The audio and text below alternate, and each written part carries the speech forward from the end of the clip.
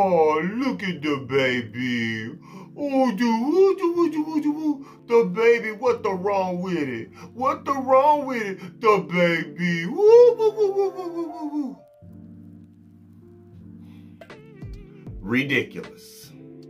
What's up, guys? It's your boy Jay. Welcome to Jay's World. So let's talk.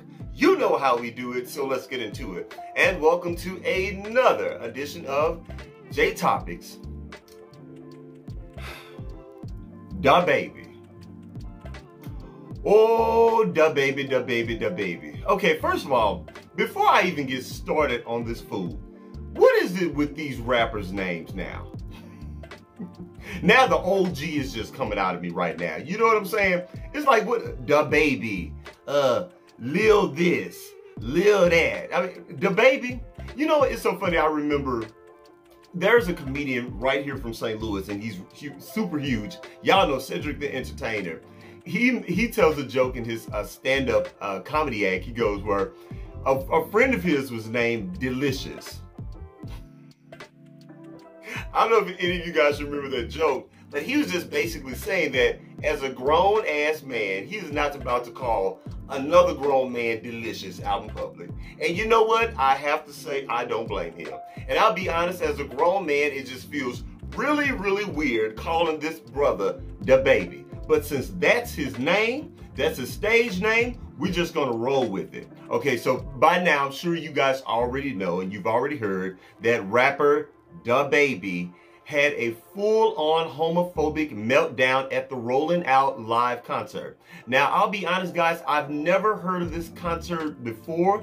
I'm assuming it's a yearly thing or something. I've never heard of it, but apparently it's something that happens annually. And I guess because of, due to COVID constrictions and everything, that they were streaming as well as having a live concert there, and this is apparently at the end of his set. He's holding his microphone. You know how rappers do, y'all. He's holding his microphone, and he said, throw your cell phone lights in the air if all the women, if your punani smells like water. Throw all of your cell phone lighters in the air if all the men out here ain't sucking D in the parking lot. Throw your cell phone. This fool really said this stuff. He said, yeah, throw your cell phones lights in the air if you've never contracted AIDS and you're not about to die in 2 or 3 weeks. I mean, just completely ignorant, ridiculous, and just random. Just totally random. And yes, I'm sure you guys have your own opinions about the whole situation, as do I. But I just want to take it a step further. It just rang really weird to me. Of all the things for him to say, hold your cell phone lights in the air, he's talking about gay stuff. And I don't understand that. Again, this is the old school in me. The old school. I'm the OG. Confessed OG. Y'all, I grew up with, I'm from Tupac, okay? That's my generation and my era. Biggie and Lil Kim. Those are my people or whatever. So, usually when rappers, get on stage, they do that whole call and response type of thing. All the ugly girls be quiet, and everybody, all the ladies will scream, just fun, funny stuff like that. But just to go on a homophobic rant was just utterly ridiculous, and it was ignorant. And I think the part that really bothered me was when he went in on AIDS. Yeah, when he talked about AIDS and HIV, and I guess trying to connect the two. If you're gay, you have AIDS and all of this kind of stuff. I think that probably bothered me the most, because first of all, it was completely ignorant. I'm not quite sure how old this young man is. I believe he's maybe in his early 20s or something like that. Something to that effect. So more than likely, he is not even old enough to even remember when the AIDS crisis first hit the United States. I'm old enough to remember that. I'm old enough to remember seeing people that I once knew and poof, just like that, they were gone. Y'all, let me tell you something.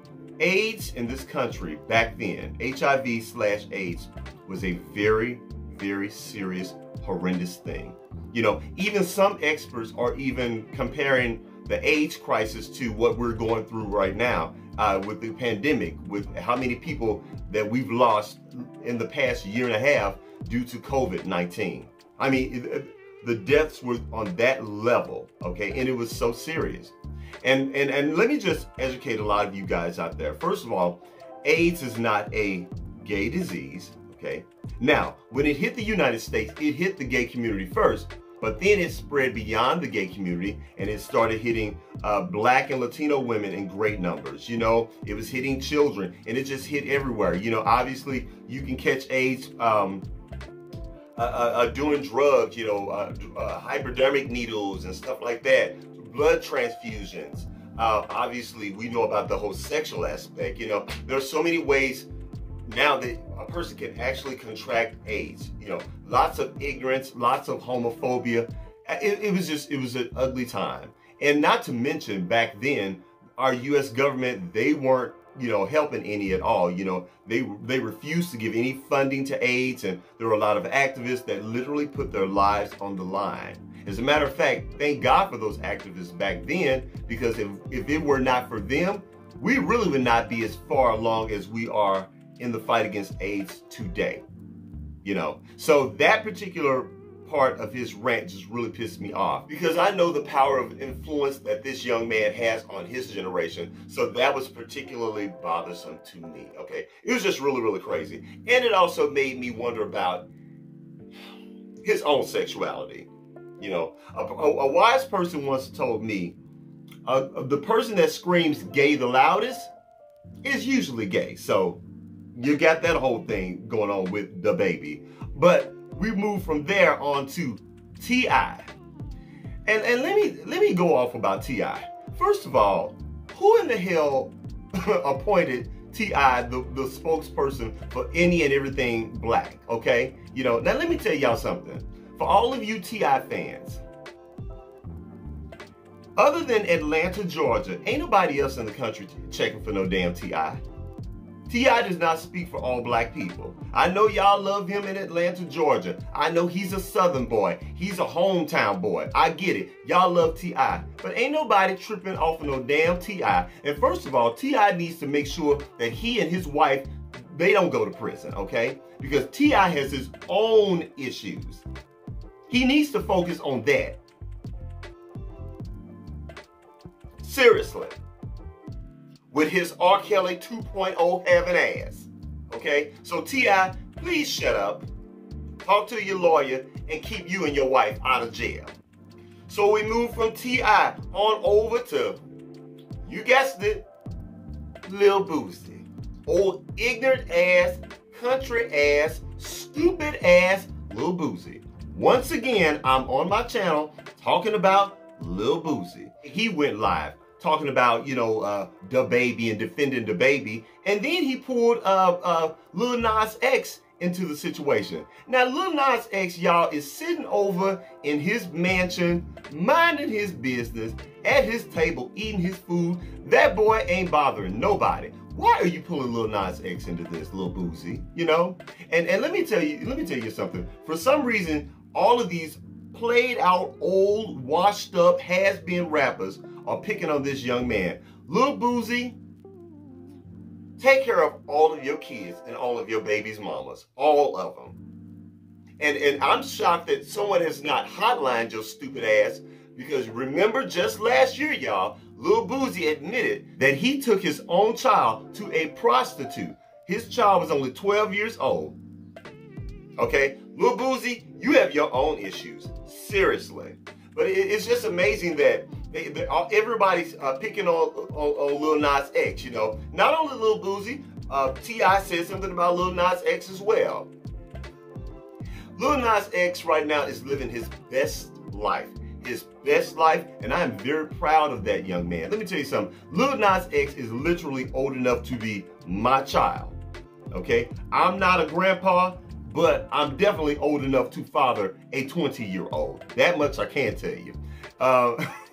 You know, I mean, he's just out here. He's winning. He is doing the damn thing, and I'm very, very proud of Lil Nas X, you know. So Lil Nas X, don't even respond. Don't respond to any of them. Keep on winning, brother. Keep on making your videos. Oh. And another thing. I want to talk about all of these parents out here. Not my real ones. I'm talking about all of the parents with this fake outrage. I just find it so interesting that people, you know, children are always brought into the equation when it has something to do with gay people. Have y'all noticed that? Now here you got Meg Thee Stallion, who I am a huge fan. I love Meg. She is nasty, freaky. I love all of her music. She gets on the stage and she twerks and she does her thing with my girl Cardi B. Love Meg Thee Stallion. You know, she did her thing on the Grammys. She did her thing on the BET Awards. Love me some Meg Thee Stallion. But I love how Meg Thee Stallion can get on stage, perform, and do her nasty, freaky stuff. No one's worried about the children. Ain't nobody worried about the kids. But Lil Nas X, who doesn't even come close to being as nasty as Meg Thee Stallion was in his performance, all of a sudden everybody worried about the kids. Oh, my child. What do I say to my child? Oh, my child. Oh, my child. How do I explain this to my child? You can explain that to your child the same way you explained Meg Thee Stallion's performance when you and your child watched that performance. Y'all, I literally know a parent right now. She and her daughter both know all of the words to WAP. Okay, she drives her daughter to school, and they listen to WAP before she pushes her child out, and, you know, to go to school. So please miss me with the fake outrage. I've said it before, and I'll say it again. Lil Nas X, not anywhere on record, has ever said that he performs for children. Nowhere. You've never seen Lil Nas X on Sesame Street, I don't know, Nickelodeon, any of those shows, you know. None of them. Yet y'all still want to connect him to children. And if you're talking about that song, Old Town Road, if you pull up those lyrics, he's talking about drugs and kush. Okay? So please miss me, parents, with the fake outrage. You want to be a role model? Be your own child's role model. And stop allowing artists to babysit your children. I can't believe y'all got me on her rant like this. Just ridiculous. Just so ridiculous.